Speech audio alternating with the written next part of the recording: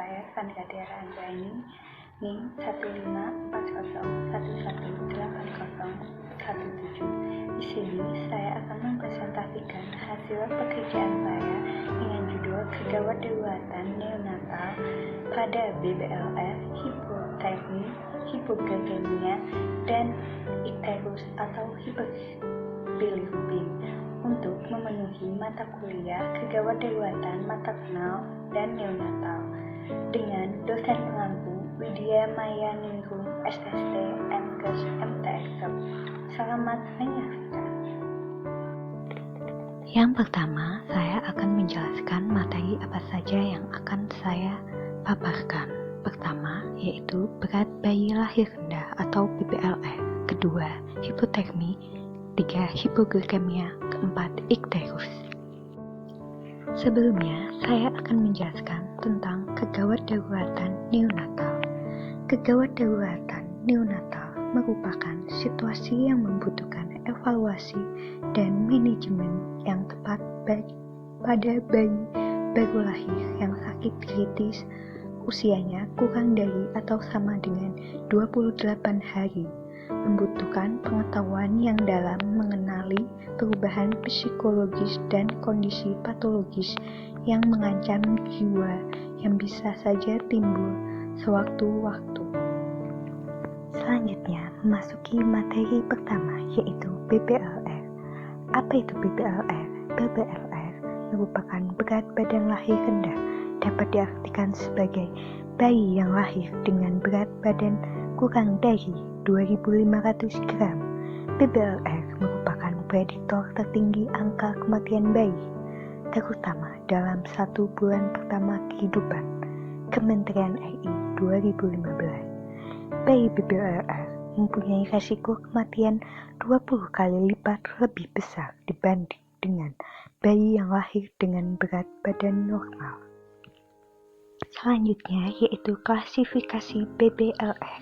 BBLR dibagi menjadi 3 bagian. Yang pertama, BBLR berat badan bayi rendah dengan berat badan kurang dari 2.500 gram. SR berat badan bayi sangat rendah dengan kisaran berat badan kurang dari 1.500 gram. Yang terakhir yaitu BBLER berat badan bayi ekstrem rendah dengan berat badan kurang dari 1.000 gram. Selanjutnya yaitu faktor-faktor penyebab atau etiologi BBLR. Pertama, faktor ibu. Kurang gizi saat hamil, usia kurang dari 20 tahun dan lebih dari 36 tahun. Penyakit menahun seperti hipertensi, jantung, gangguan pembuluh darah, dan lain-lain. Faktor kehamilan. Yang pertama, hamil hidramion, hamil gemeli atau kembar, pendarahan antepartum, komplikasi kehamilan seperti preeklamsi, eklamsi, dan ketuban pecah dini. Yang terakhir yaitu faktor janin, berupa cacat bawaan dan infeksi dalam rahim. Jadi banyak faktor yang mempengaruhi BBLR itu sendiri. Bisa dari ibu maupun kehamilan serta janin itu sendiri. Selanjutnya, patofisiologis BBLR.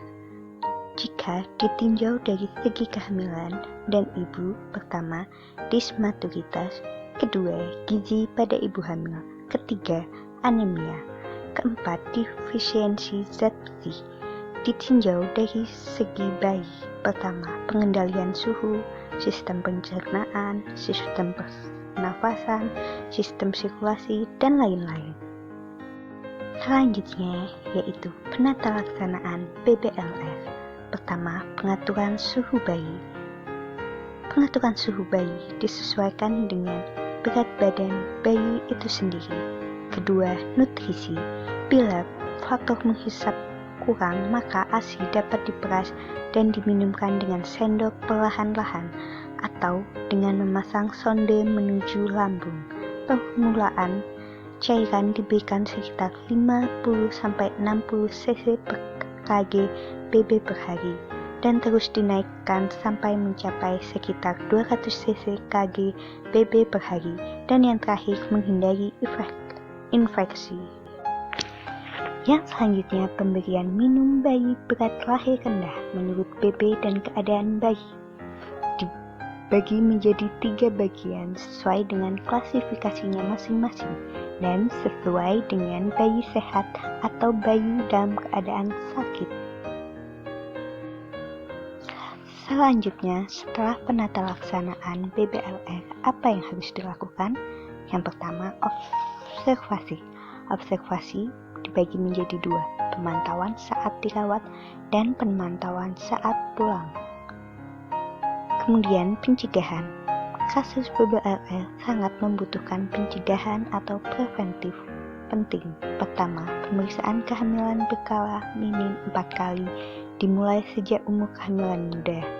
Ibu hamil diduga beresiko melahirkan BBLR harus segera dirujuk.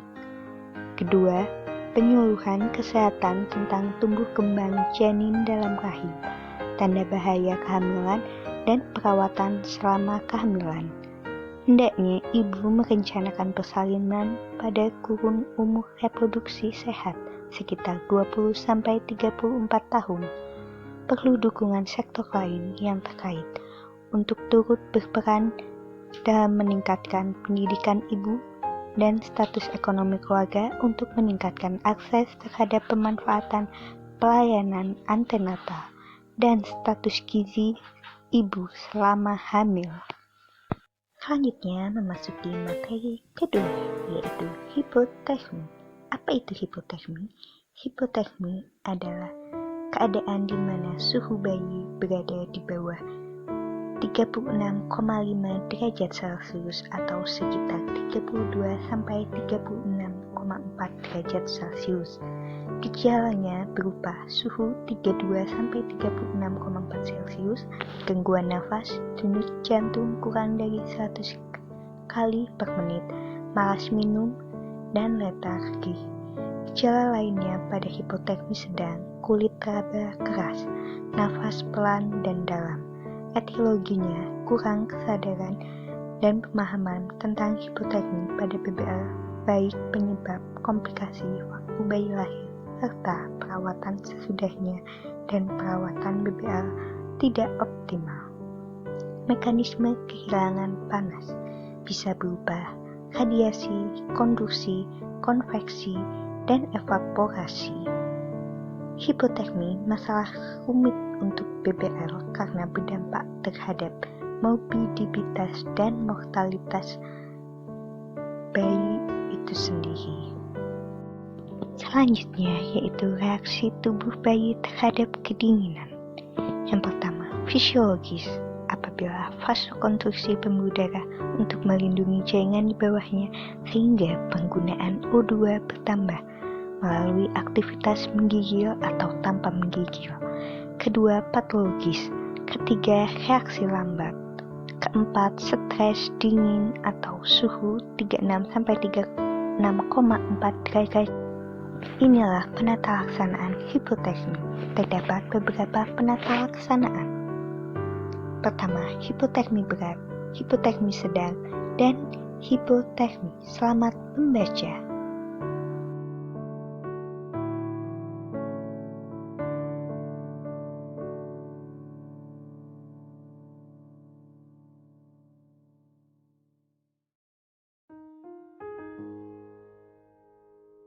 Selanjutnya memasuki materi ketiga, yaitu hipoglikemia. Hipoglikemia merupakan suatu keadaan di mana bayi mengalami konsentrasi glukosa darah bayi rendah dibanding konsentrasi rata-rata pada populasi bayi dengan umur dan berat badan yang sama.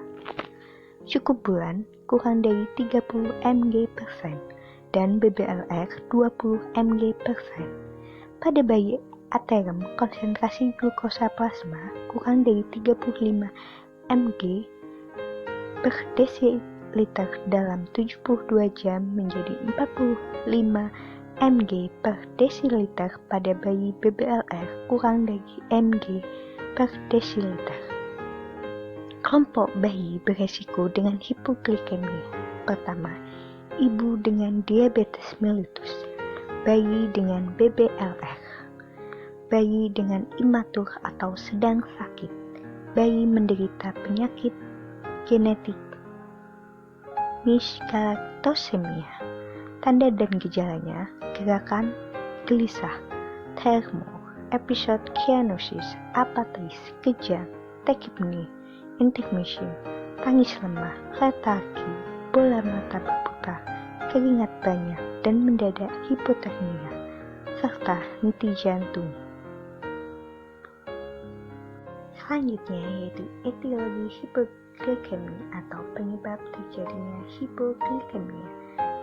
Hipoglikemia terjadi diakibatkan beberapa sebab, antara lain kelainan mekanisme kontrol pada metabolisme glukosa, antara lain inborn error of metabolism, perubahan keseimbangan endorfin, dan pengaruh obat-obatan maupun toksin.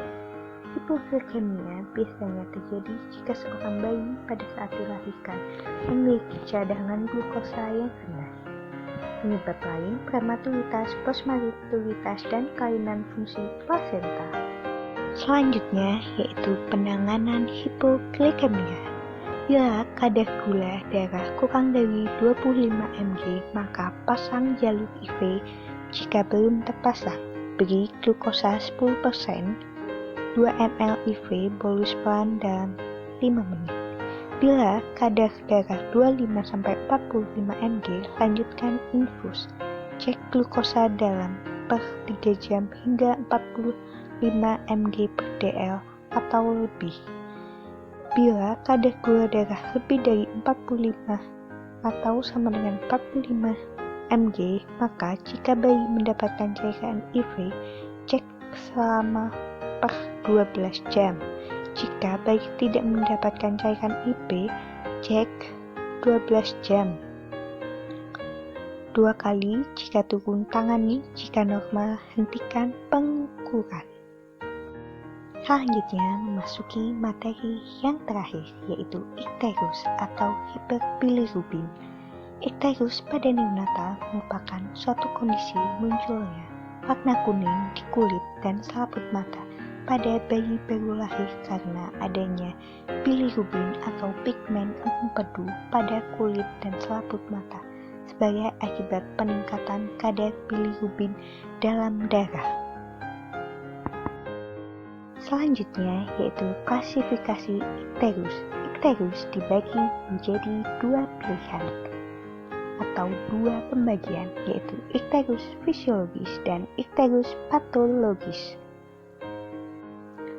Selanjutnya yaitu perbedaan ikterus fisiologis dan patologis. Pertama, ikterus fisiologis timbul pada hari kedua dan ketiga. Ada bilirubin sesudah 2 kali 24 jam tidak melewati 15 mg% pada neonatus cukup bulan dan 10 mg% pada neonatus kurang bulan. Kecepatan peningkatan kadar bilirubin tak melebihi 5 mg% per hari. Kadar bilirubin dicek tidak melebihi 1 mg%. Ikterus menghilang pada hari ke-10. Pertama, tidak terbukti mempunyai hubungan dengan keadaan patologis. Ikterus patologis, ikterus terjadi dalam 24 jam pertama bayi setelah dilahirkan. Kadar bilirubin melebihi 10 mg% atau melebihi 12, mg% pada neonatus cukup bulan. Peningkatan bilirubin melebihi 5 mg% per hari. Ikterus menetap sesudah 2 minggu pertama. Kadar bilirubin dicek lebih dari 1 mg, mempunyai hubungan dengan proses hemolitik. Selanjutnya yaitu penyebab ikterus. Pertama, proses pemecahan sel darah merah yang berlebihan. 2. Gangguan proses transportasi pigmen empedu atau bilirubin. 3. Gangguan proses penggabungan konjungsi pigmen empedu atau bilirubin dengan protein. 4. Gangguan proses pengeluaran pigmen empedu. Selanjutnya yaitu pembagian daerah ikterus menurut Metode Kemmer, derajat 1, daerah kepala leher. 2. Badan atas. 3. Badan bawah hingga tungkai. 4. Lengan kaki bawah lutut. 5. Telapak tangan dan kaki.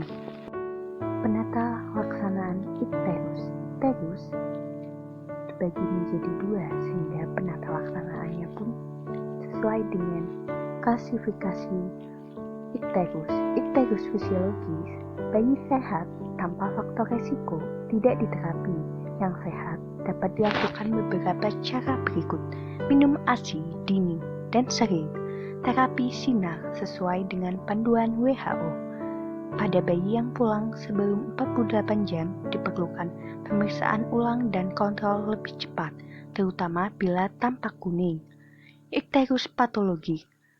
Bila nilai bilirubin serum memenuhi kriteria untuk terapi sinar, fototerapi transfusi tukar. Bila ikterus telah terlihat sejak hari pertama dan hemoglobin kurang dari 13 gram per desiliter dengan hematokrit kurang dari 40%, ikterus menetap hingga 2 minggu pada neonatus cukup bulan dan 3 minggu pada neonatus kurang bulan. Bayi dirujuk dengan persiapan memberitahu keluarga, segera kirim bayi ke rumah sakit, tersier atau center, dan berikan surat rujukan. Ini penjelasan lebih lanjutnya.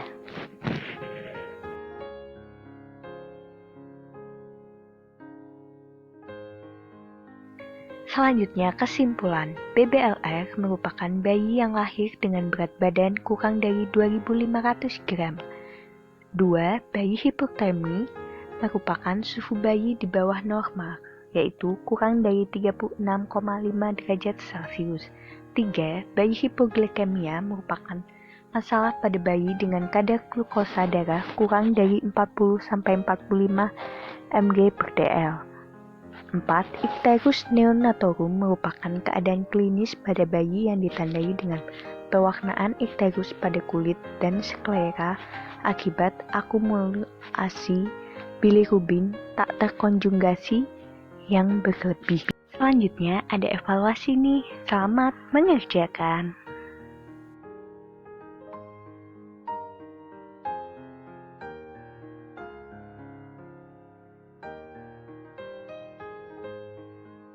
Ini merupakan jawaban evaluasinya. Itulah paparan dari hasil penelitian saya. Apabila ada kekurangan dan kesalahan, mohon dimaafkan. Sekian dari saya. Wabillahi taufiq wal hidayah. Assalamualaikum warahmatullahi wabarakatuh.